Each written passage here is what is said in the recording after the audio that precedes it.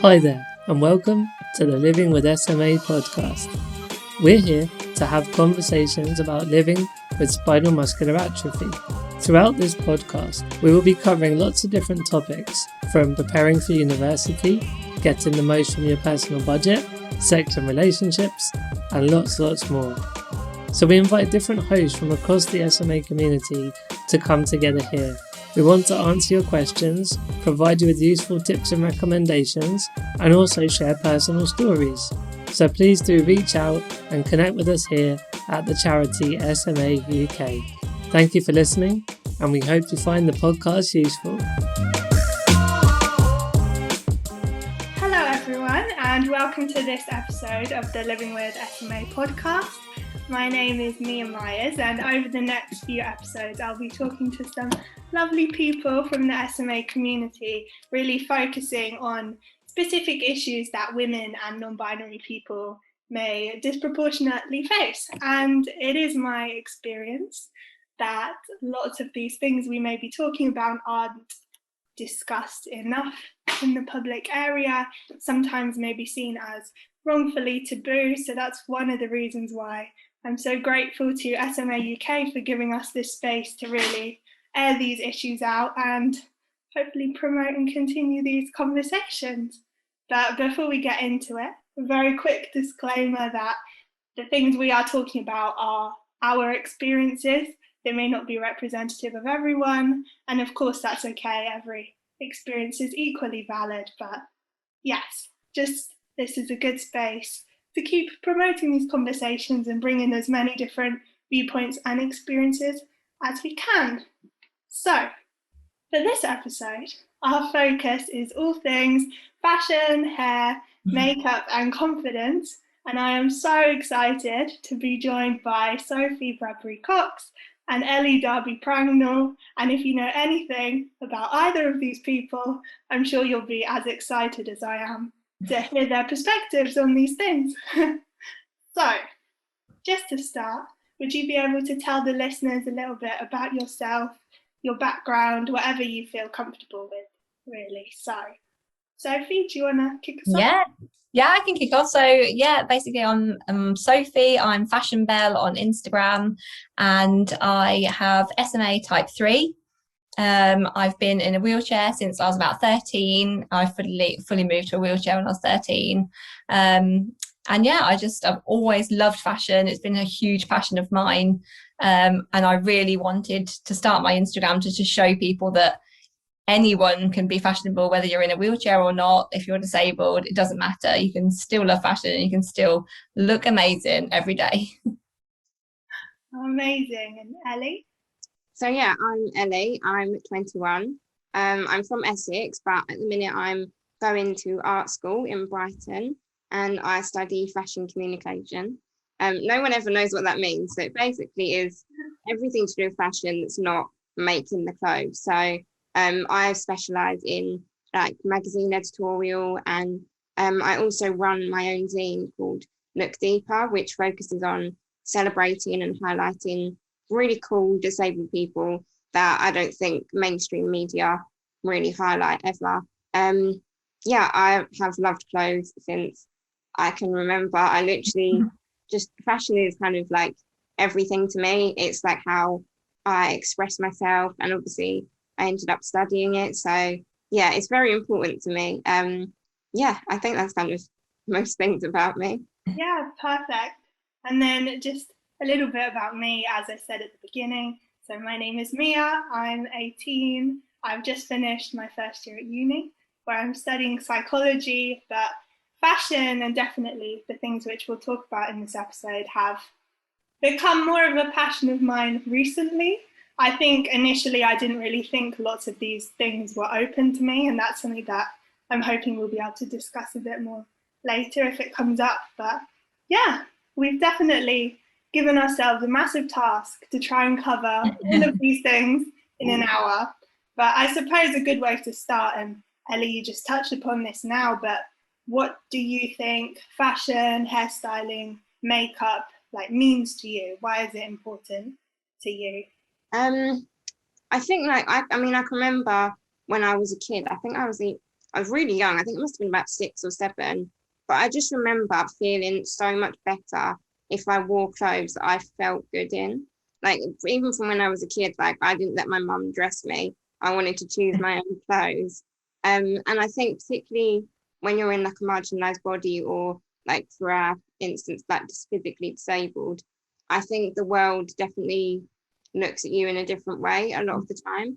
And I just always found that by me dressing exactly how I wanted to and expressing myself through clothes, it kind of helped the world see me how I want to be viewed. Not that I want my disability to ever be like looked past, or for people to be like, oh, I don't see the disability. But I think sometimes people, like, that's kind of all they see. Yeah. And I think when you like wear clothes and makeup that's just really like important to you and that you kind of connect with, I just find the world kind of interact with me better, which they shouldn't. Like, they should respect disabled people and treat us all equally. But I just found in my experiences, I was kind of reacted to differently when I wear cool clothes to when I don't, which I think is really interesting. But yeah, I've just found fashion like a really good way for me to express myself. For years, I've kind of done it since I was a child. Even the outfits I wore were dodgy, but like we grow. But yeah, what about you, Sophie? Yeah, I think I'm really similar, to be honest. I do definitely think people perceive disabled people in a certain way. Yeah, And like you say, when you kind of dress fashionably and more stylish, people look at you as if like you're in a wheelchair. Why are you dressing like you look like everybody else? And you're like, well, yeah, because we are like everybody else, and we can do and dress and do our makeup exactly like everybody else can. So yeah, I think it is more, it's like it's making a statement, really, isn't it? Just to say, no, look, I can do it, and I want to do it, and I'm really interested in fashion. So yeah, I do think it's definitely a way of expressing yourself, and that's how I've always kind of used fashion, really. And I think it's just been a really good way. I mean, I love colourful clothes, and it's just a way, like, every morning to kind of give me that like positivity, and no, I'm going to dress colourfully. I'm going to just let it help me get through the day and brighten my day. And yeah, I really think fashion is a huge way of using that to express yourself and be who you really want to be and show who you are. definitely. Yeah, I think, yeah, definitely, to build on that, it is at the end of the day an art form. And I think it's so easy for people to dismiss these things as perhaps not as important as some other ways of expressing yourself. But that, in my opinion, is categorically untrue.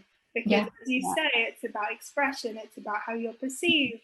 It's just about sort of, not to get too dramatic, but really taking control of the narrative of how people are going to look at you. Yeah. And I think to have a way to do that through fashion or hair or makeup, that is your choice, is obviously a really, really powerful thing. Yeah. So then, to bring it a bit more back to SMA, as we've spoken quite a lot about, it is our choice whether we're disabled or not. We can pick what we like to wear, what sorts of styles we're interested in, and develop that as we grow. But have you ever felt that your SMA or your disability has influenced your relationship with clothes and fashion? Or Ellie's nodding. You can in this one. I mean, yeah, I think particularly my whole teen years, as my body kind of changed with my scoliosis and stuff, I've found it so hard to get clothes that fit. And like, as much as I love clothes, like, I've had so many times I've just cried because like I wanted to wear something so badly and it just doesn't look good. And it's really hard because like, yeah, I'd buy all these things and like, I couldn't try them on in the shop or anything.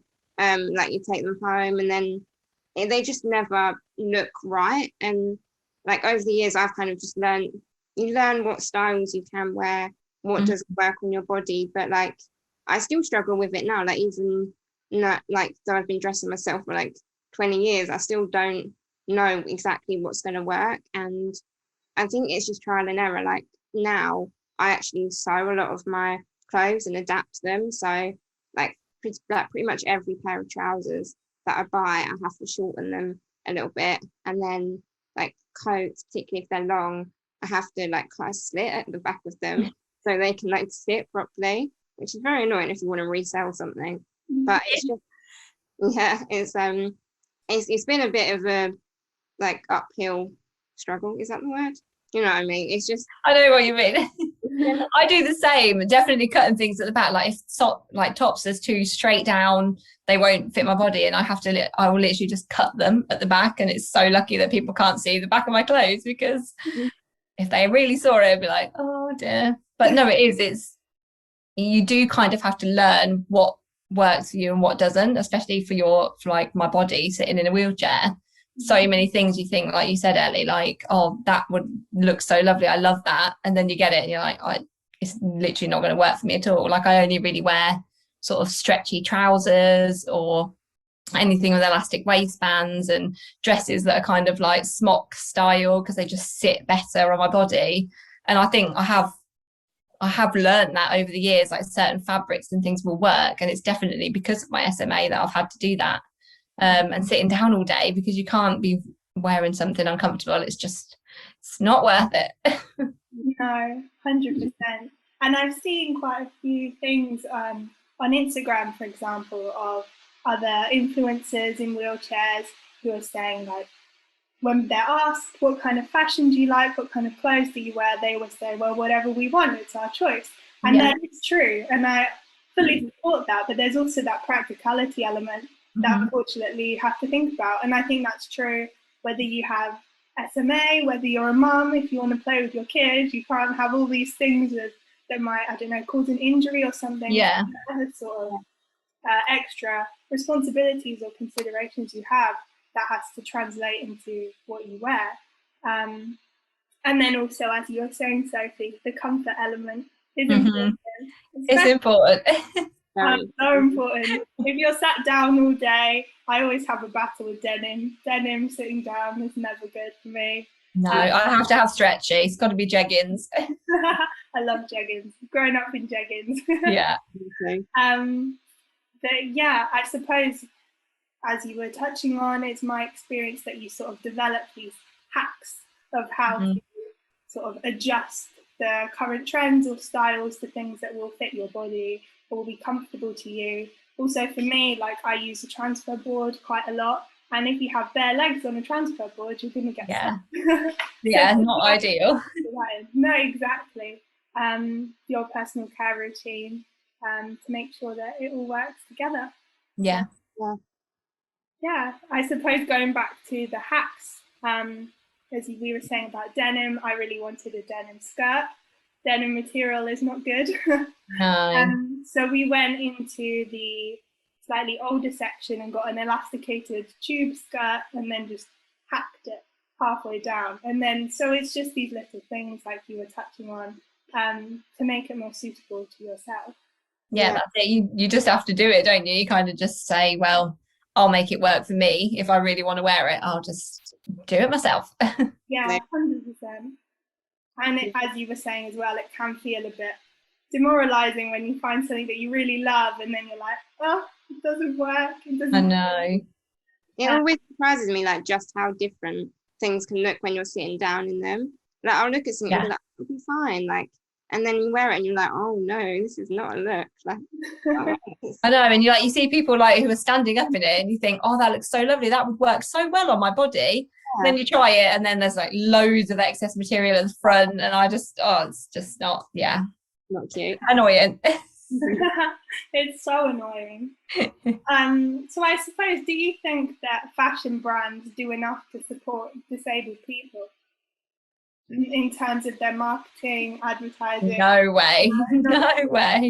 This is literally why I started my Instagram, because as I was growing up, I'm 33 now, and as I grew up, there was nobody in media, in magazines, on TV that were in wheelchairs, especially not women, fashionable women. It was like, it just didn't, no one existed. It just wasn't there.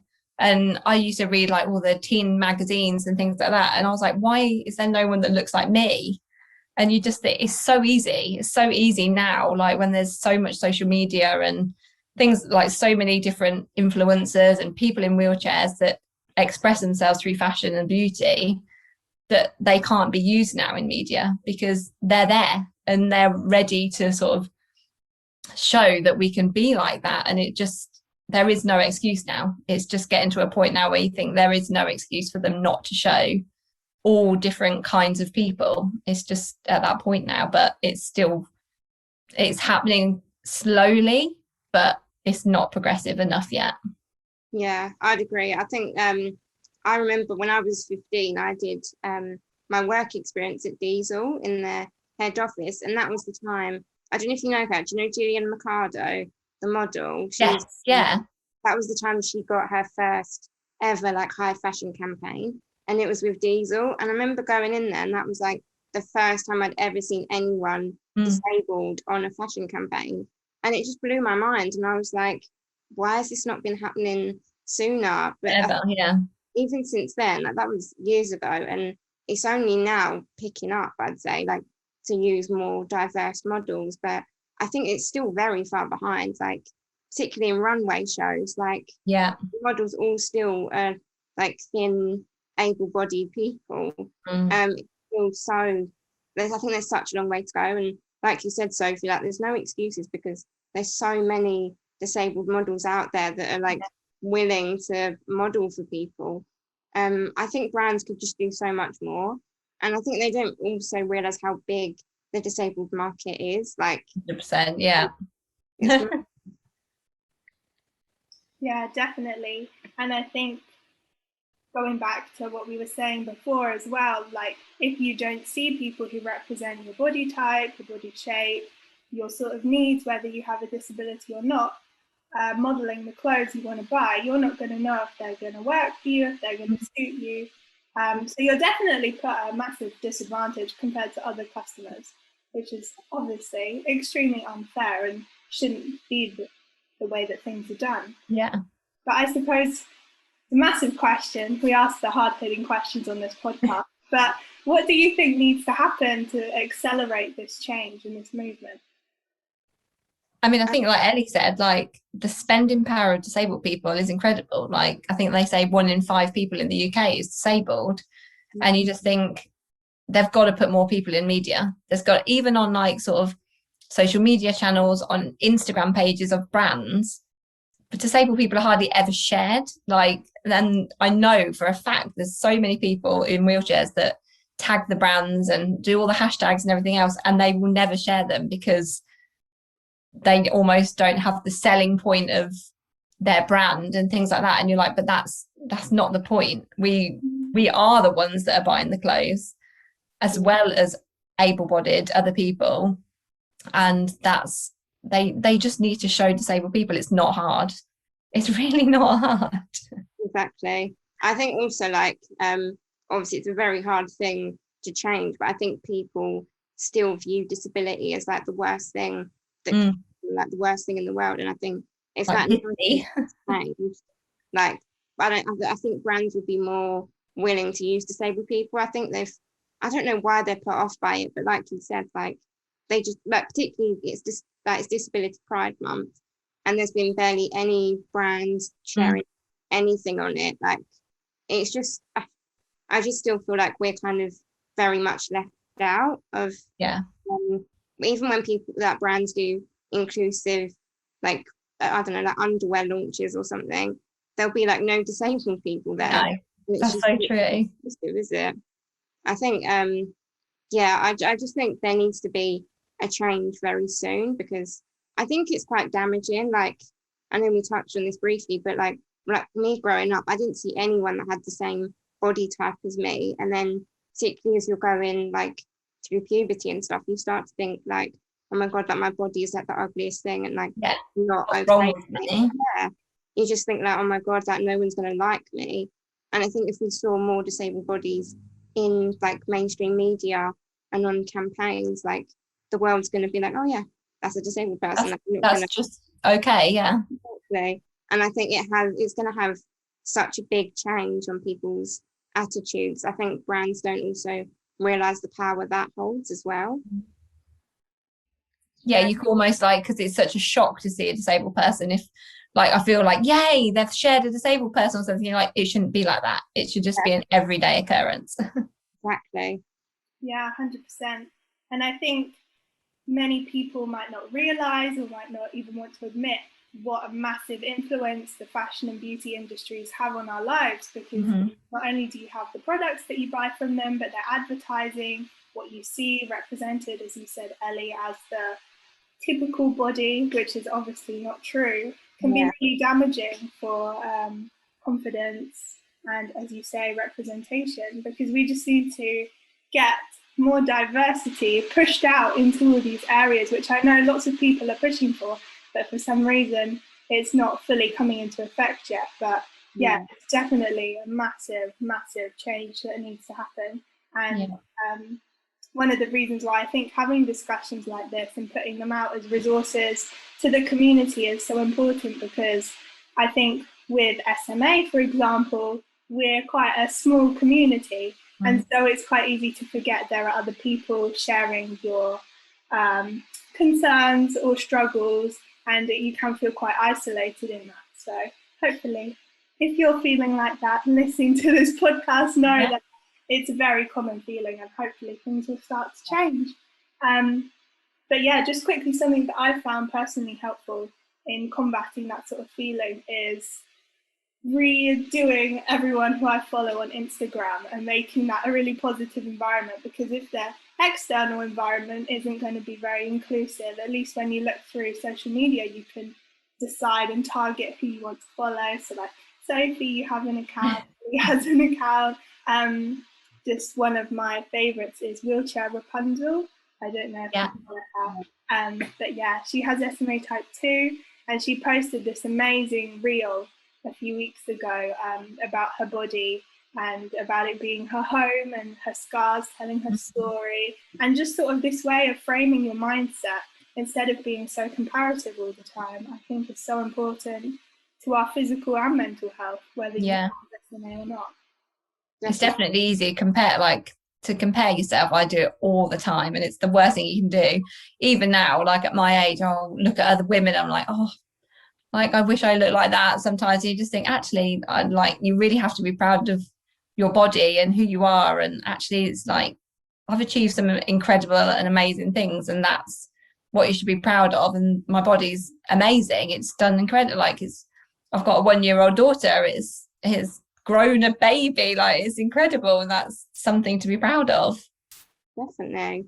I think, like you said, that it's about like creating your Instagram feed to make you not feel every time. Me, like, because I used to follow, like, no disrespect to these people, but like I used to follow loads of people from The Only Way is Essex and Love Island and stuff, and obviously a lot of them have got the kind of the body type that society deems like desirable, and it just made me feel not good. Every time I went on there, I'd constantly compare myself to them, and I think now I've created my feed so I follow a lot more people that are disabled. Like, I've kind of connected so much more with the disabled community and the SMA community, and I just can't really begin to say how much better it has made me feel, like just connecting with people that share similar lived experiences and have the same feelings. It's just like, it's amazing. It does so much good for your mental health, I think.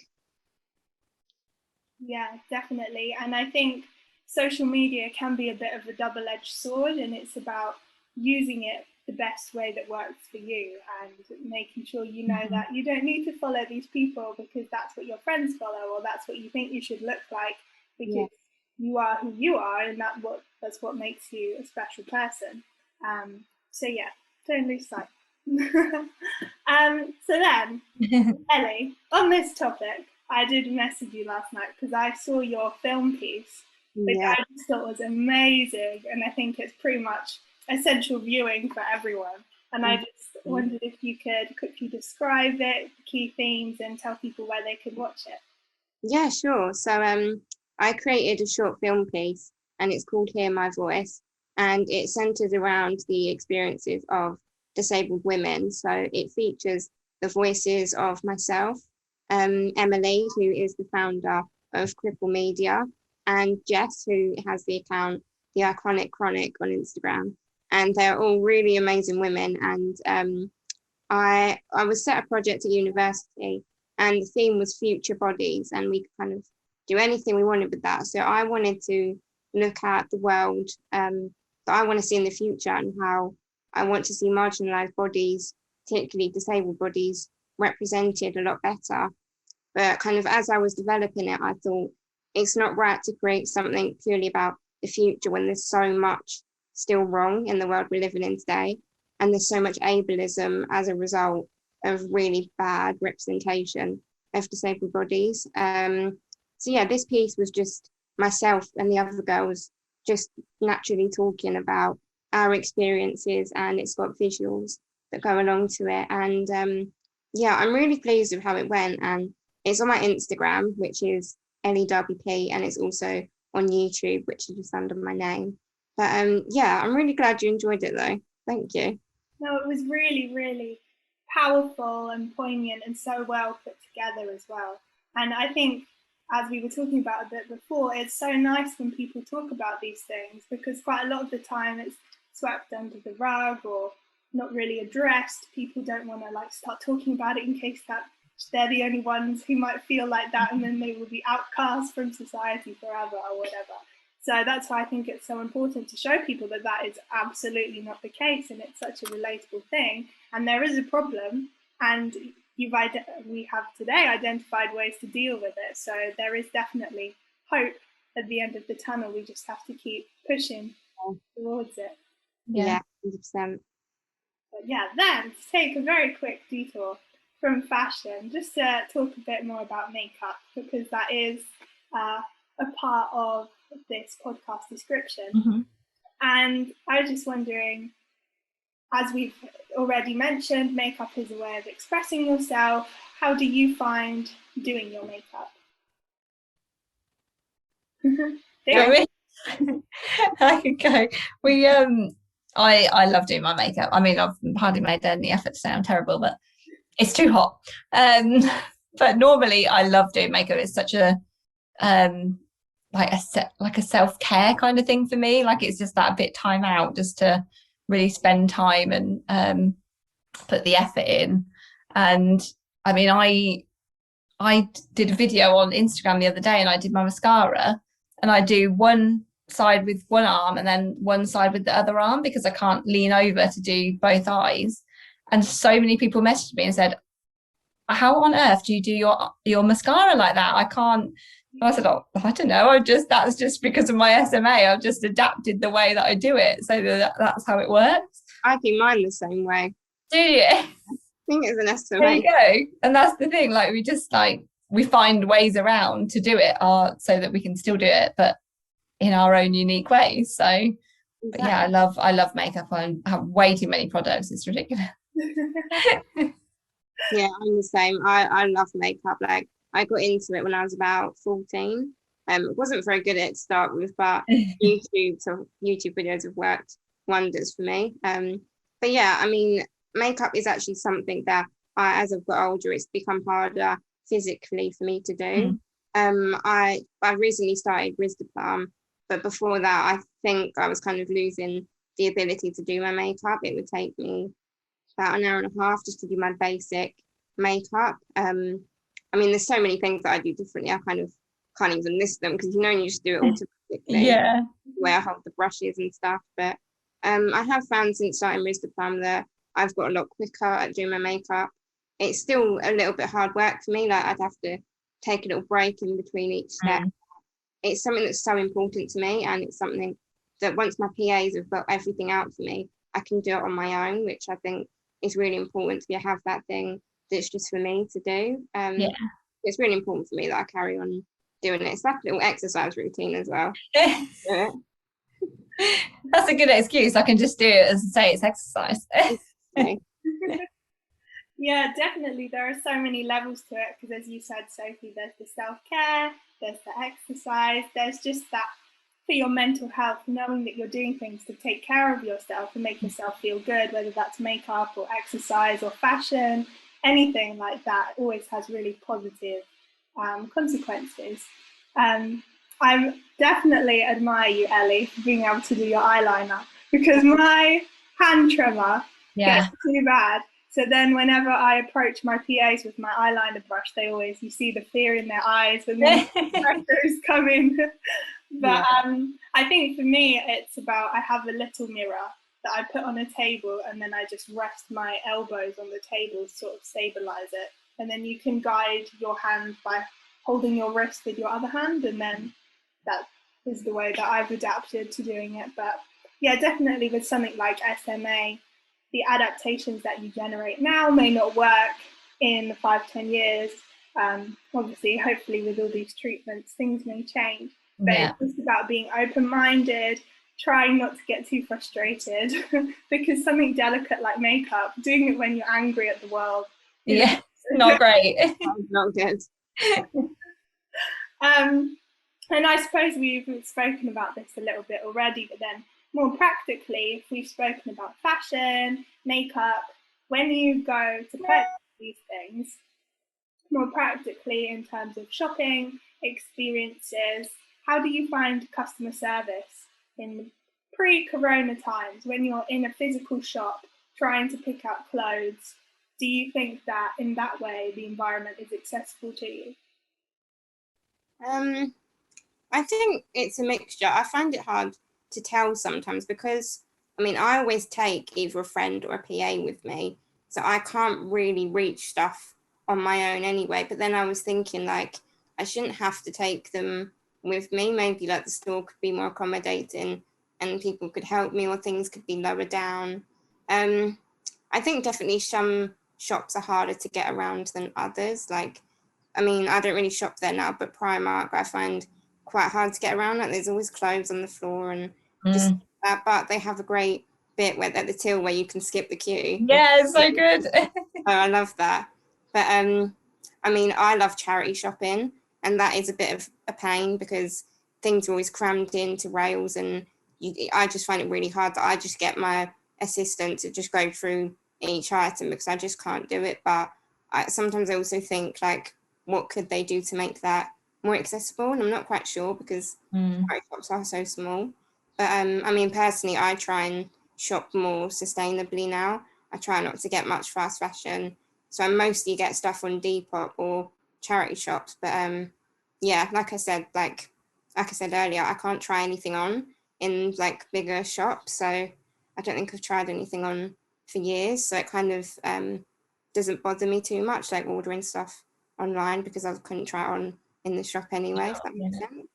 I think I mean, it'd be amazing if like shops could have, you know, like the changing place toilets where there's like a hoist and stuff.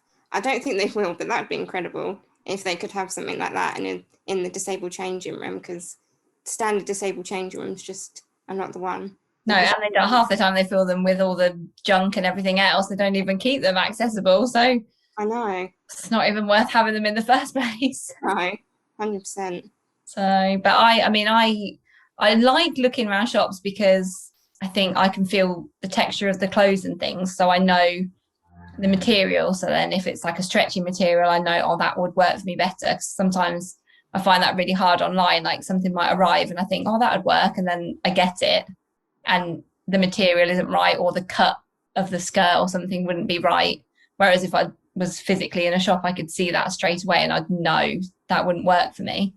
But yeah, I do tend to order a lot online just because it is so much easier and it saves like having to, I mean, like now be around lots of people, but pre-corona it was just, yeah, there's stuff everywhere, and sometimes the people can be helpful, but then they can also be too helpful and they're kind of like, oh, can I help you? Do you want me to get that for you? And you're just like, okay, I can ask you. Like, I mean, it's lovely that they want to help, but then sometimes they see you're in a wheelchair and they're like, wow, let's help them out. Let's offer. And you're like, okay, I'll ask you. Yeah, they go too far. And so, I mean, they can't win really, can they? But you just don't know what to do. But I mean, I'm quite willing to just ask them for help if I needed help. So yeah, I definitely have that. When you go into a shop and you can feel all the eyes on you, like, yeah, okay, move something. We need to do something. We need to do something. There's someone in a wheelchair. I know.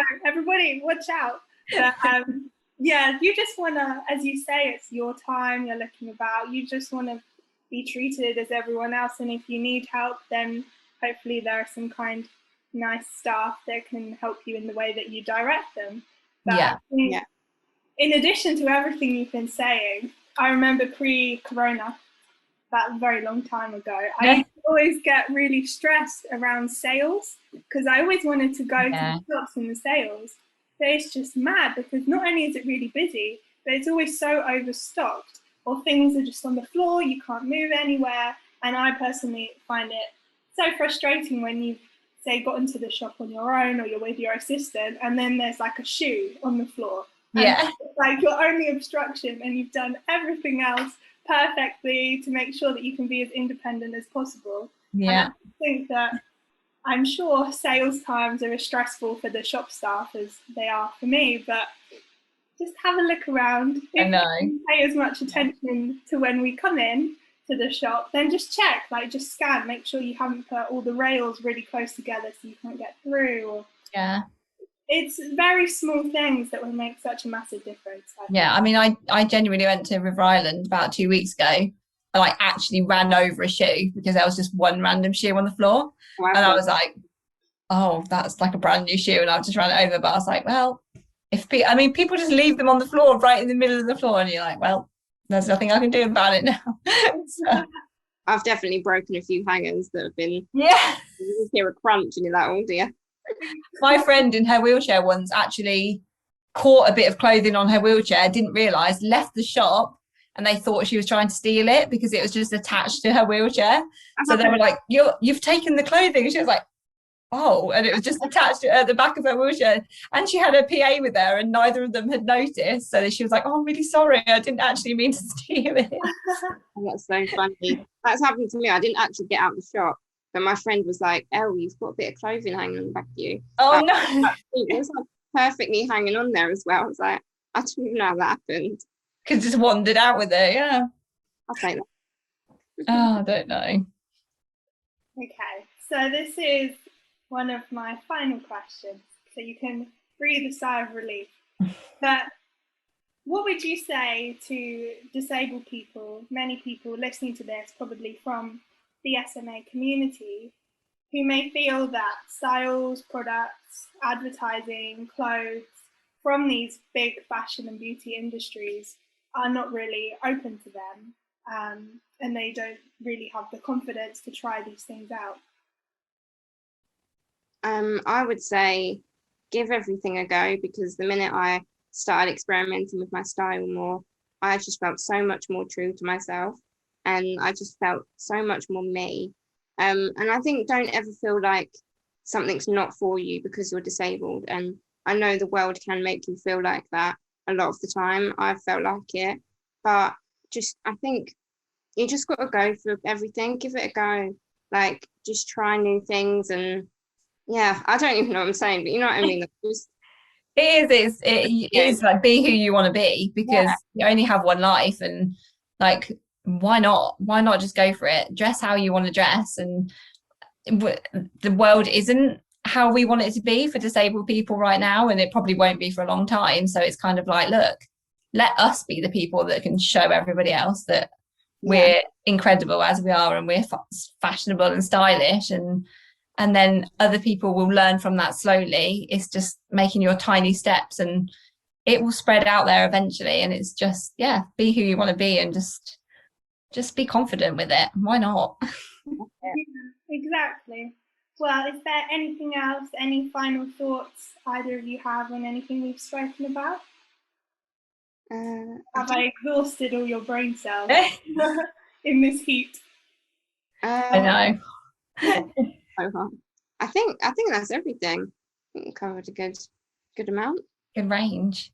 But definitely, I think like it might be worth, like, even within the SMA community, is like maybe having some sort of group where we can talk fashion and things. Maybe there might be something in that a lot of people could come together, even who don't have SMA, just disabled people in general, just because we've got to stick together, we've got to support each other. And so it might be worth thinking of something we could do that we could I think particularly for like younger people with SMA, you know, perhaps they're like 11, 12, 13. Definitely. Where you're not quite sure like what you're doing, and like I just remember feeling really uncomfortable at that age, and I remember like looking up to older people with SMA was just everything. I was like, wow, they just are so cool. So that might be really cool actually. So to do. Yeah, we should definitely put our heads together. Yeah, I love that. And as I've felt today, just talking to you two, all our experiences kind of converge in some ways, and it's just so nice to know that even when we thought maybe there was nobody else sharing what we were going through or the insecurities that we had, as you touched on before, Ellie, like with scoliosis, I definitely had that with my back and thinking, oh, this jacket isn't going to work on me. Just these small things. I think having a space to keep airing these things out is just so important. Yeah, definitely. Well, there we go. We made it. Thank you very much for sticking with us for this discussion. And it's been lovely. I hope everybody listening has taken something away from it, maybe had a bit of a laugh, and yeah, we'll see what we can do about this fashion group. And if you're interested, we'd love for you to come and join us, because as I said, we've covered loads in this time, but there's always so much more that we can discuss, and so many more things we can help each other out with. So yeah, I'm just so excited that this has hopefully started promoting that discussion, and things can keep improving in the ways that we've identified need to happen. So yes, there are many other episodes that SMA UK have from this Living with SMA podcast. So if you're interested, I'd really encourage you to check them out. And I'll be back soon with some more episodes on some more issues focusing on the things that girls and non-binary people may struggle with. But until then, thank you very much. You've been listening to the Living with SMA podcast. We hope you can join us again next time, but in the meantime, please don't forget to like and subscribe so you don't miss an episode. You can find out more on our website at smauk.org.uk.